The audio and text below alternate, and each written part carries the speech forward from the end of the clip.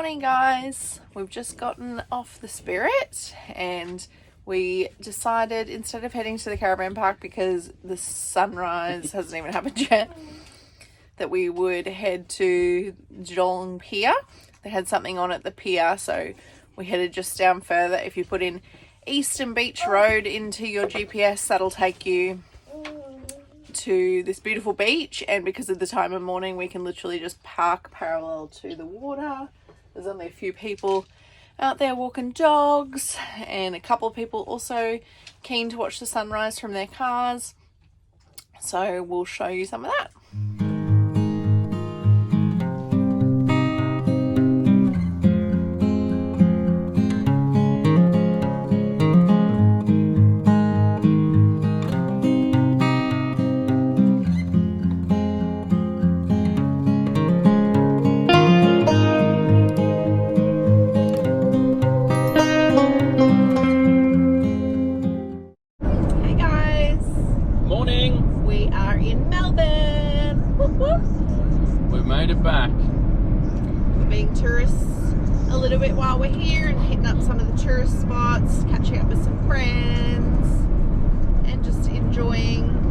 Accessibility of being able to buy things. So we're off today to buy a generator. Yeah, we've had a generator locked in for a little while and these guys have been holding it for us until we got back to the mainland. So old battery Nazi will be excited about the generator, and I'm excited just to get a few bits and pieces that I've been longing for that haven't been able to get while we've been in like the North Tassie region. Yeah. So yeah, we're staying out at Dandenong at the Big Four there, so it's obviously a bit out of town, but that's okay, that suits us because in town's a little bit hectic. And there aren't too many options in town anyway, obviously being in a big city. But yeah, the Big Four's fine, the people are really lovely, the park is rubbish, so don't go there. As in the kids park? The kids park, sorry. Yeah, the park itself is... The playground. The park itself is just small. It's got cabins and a couple of, maybe 20 caravan sites. Yep, powered. But it'll do us. That's all we need. We needed to do a lot of washing and stuff because we've had a sick bubba. So that's all we needed. Yeah, so we'll just, what are we going to do when we're in Melbourne? So I want to try, now the lady told me how to pronounce it yesterday, but I've totally forgotten that. Gumbuya World, I'm not pronouncing it right, so that's wrong, but Gumbuya World. That's Gumbuya, isn't it? Yeah, she said it a different way. Anyway, we'll learn. Want to do that on a hot day. Unfortunately, the hottest day we've got while we're here is a Saturday, and the lady told me do not go there on a Saturday, it's hectic. You want to go there on a school day, so it's a bit quieter, so we'll do that. There's meant to be another warm-ish day next week, so we'll do that next week. Want to check out an AFL game at the MCG? I've never actually been to a live AFL game because we're NRL fans, but I'm super keen just to experience it. We're open, to doing new things, and I'm keen for that. We don't really support any teams overall, but obviously we love the Brisbane Lions. Yeah, and the Gold Coast Suns, but it will be probably Richmond versus Essendon. Hawthorn. Hawthorn. Yeah. Hawthorn versus Essendon. So name a Hawthorn player. Buddy Franklin. I think he's a Swan. I think he is. I'm so sorry, AFL fans. I know I'd be mortified if you said that about NRL. At least you said a name. Yeah, I know, because he's with Jacinta Campbell. I think he's a Swans bloke now. Yeah, I actually think I did know that, but I really don't know many other players. But that's okay. I want to go to the game and actually learn the rules and stuff too, because I don't know much about it. There's a lot of knock-ons, I'll give you that. I don't think they're called knock-ons. Yeah, I think. Just tourist stuff. Here we go. We're into traffic. Oh my goodness. Yeah. So today we'll definitely, on the way back, hit up Flinders Street Station, the oldest train station in Australia. Is it? Yes, that's what it says in Boston's Wiggles book. So we'll do that, and there's like the free circle, like city green circle, yeah. city circle, whatever it's called, tram. So we'll do that too. Yeah. So come along on our Melbourne adventure as tourists.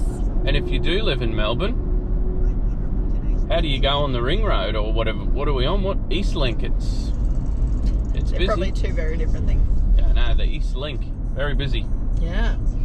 Feel like we're back at home slugging it to go to work. On the gateway. No thanks. Anyway, thanks for tuning in. I hope you enjoy this episode, and yeah, we'll see you on the next one. Let's go.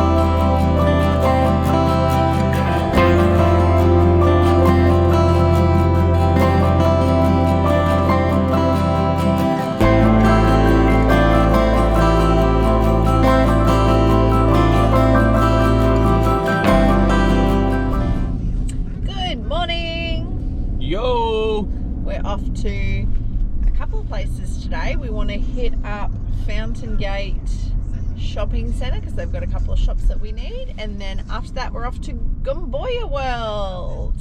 I still haven't learned how to pronounce it yet.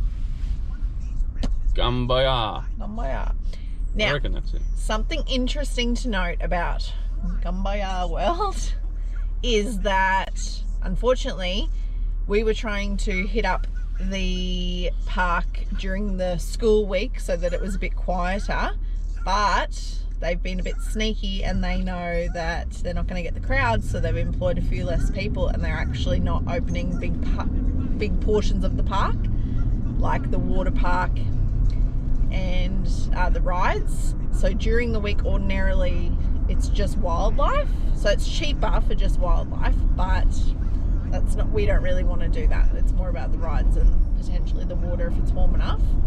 Clearly it's not at the moment because we're all roped up.